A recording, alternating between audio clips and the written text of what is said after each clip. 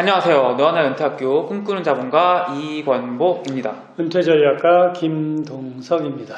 네, 오늘은 평생을 일하셔서 집 한 채 겨우는 아니지만 어쨌거나 집 한 채를 마련하셨는데 차마 이제 은퇴 생활비까지는 준비하지 못하신 분들을 위해서 준비한 영상이죠.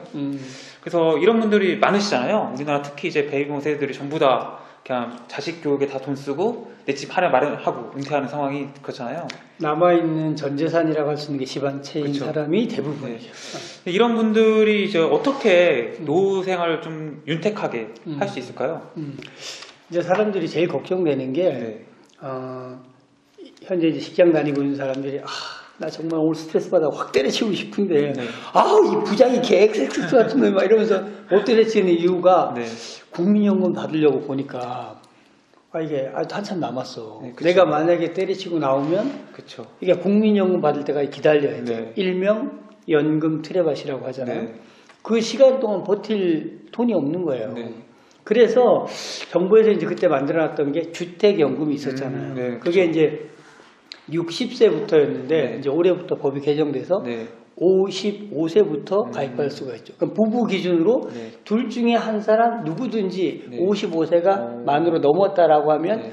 주택연금에 가입할 수가 있죠. 그런데 이분들이 정말 평생 일했는데 집 한 채밖에 없어. 네.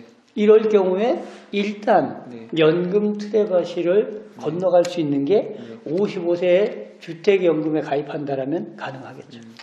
많은 분들이 주택연금 가입을 하고 계시지만 네. 여전히 그보다 훨씬 많은 분들이 고민을 하고 계세요. 많이. 이게 주택연금을 과연 가입하는 게 네, 좋은 건지. 왜냐하면 아파트가 계속 올라가거든요.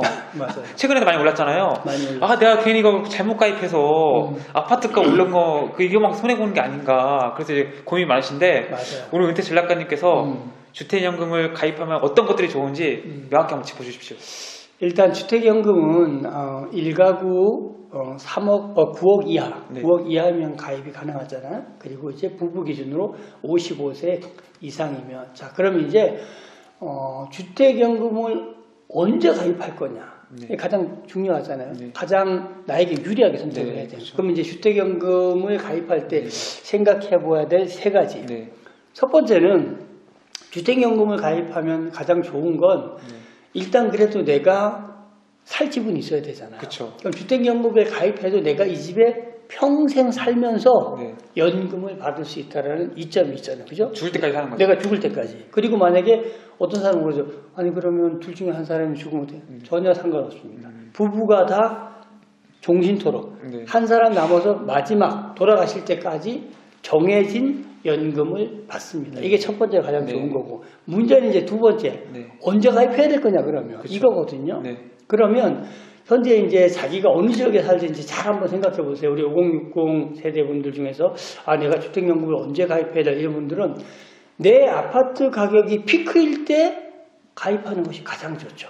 이런데 만약에 내가 지금이 피크야 네. 이렇게 생각해서 딱 가입을 했네. 네. 근데 가격이 내려가. 네. 정말 땡큐인 거죠. 왜? 가입된 그 시점 기준으로 죽을 때까지 내려가도 상관없어요. 그 시점대로 계속 문제는 올라가면 그쵸, 올라가면 배가 문제죠. 예. 이럴 때는 여러분 주택연금은 대출입니다. 여러분들이 만약 1년 동안 주택연금을 받았는데 작년 재작년처럼 많이 오르잖아요. 네. 그러면 갚으시면 됩니다. 내가 예를 들어 2년 동안 주택연금을 받아요. 그러면 거기에 적정 이율이 나거든요. 그쵸. 그것만큼 대출이에요. 대출. 계산해서 갚으시면 됩니다. 그런데 거꾸로 내려갔다.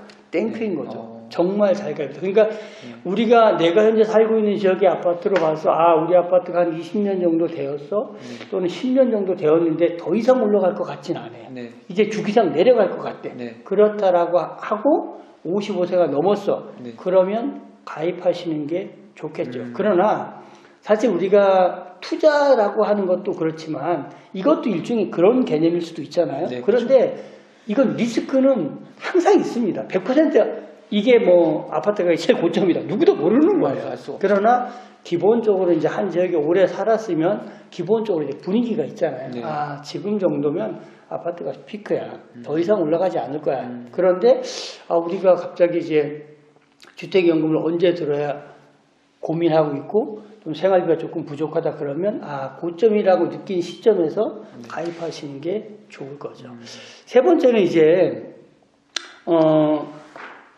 언제 가입하느냐에 따라서 사실 받는 금액이 다르거든요. 그쵸, 당연히 맞죠. 55세에 가입하면 너무나 오랫동안 사실 수가 있기 때문에 금액이 줄어들죠. 네. 그러면 내가 늦출 수 있다면 늦게 가입하는 게 유리합니다. 이거는 이제 뭐냐, 내가 늦게 가입한다는 얘기는 그만큼 건강하다는 얘기죠. 네, 그렇죠. 두 번째는 그때까지 버틸 만큼의 재력이 있다라는 거잖아요. 그쵸. 그리고 내가 조금 더 움직여서 일을 할 수 있는 능력을 갖고 있다라는 거잖아요. 제 지인 중에 대전에 있는 친구가 그러는 거예요. 우리 시어머니가 그 오래된 아파트를 물려주겠다고 난리 치셔가지고 네. 어머니 우리 그런 거 필요 없으니까 그냥 주택연금 드세요.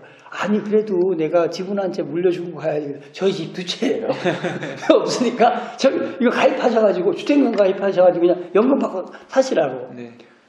그 80이 넘으셨거든요. 어. 주택연금 가입했어요. 네. 그 대전 그 외곽에 있는 정말 네. 작은 아파트예요. 78만 원씩 받습니다.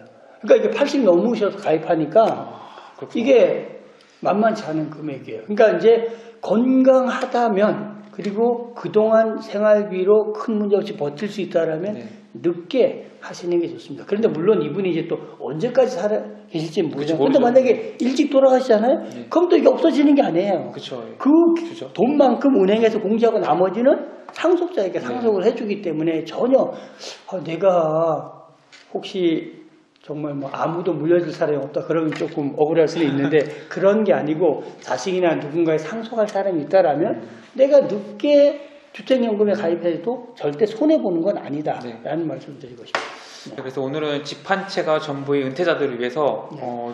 주택연금에 가입하면 어떤 것들이 좋은지 그 세 가지에 대해서 한번 이야기를 해보았습니다. 네, 너와 나의 은퇴학교는 주식, 부동산, 경제, 은퇴 전략에 대한 다양한 콘텐츠가 올라오고 있습니다.